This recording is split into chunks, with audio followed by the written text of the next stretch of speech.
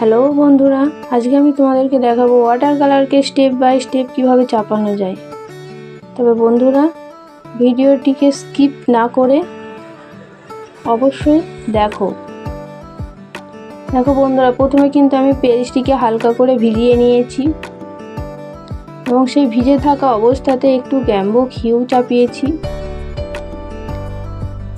সঙ্গে একটু permanent orange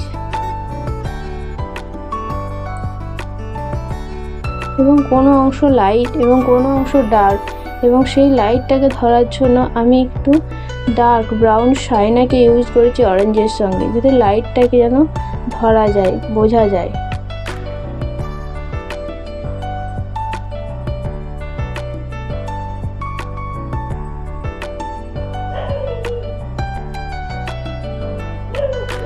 পুরো কাজটা কিন্তু আমার এখনো ভিজে, পেপারটা এখনো ভিজে, সেই ভিজে অবস্থাতেই চাপানো।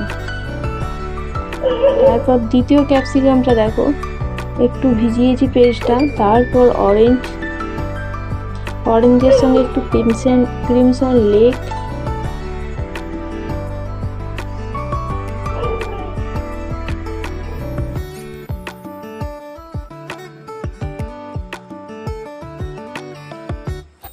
এবং একটু ভায়োলেট কালারকে মিশিয়েছি ডার্ক অংশটাকে দেখানোর জন্য।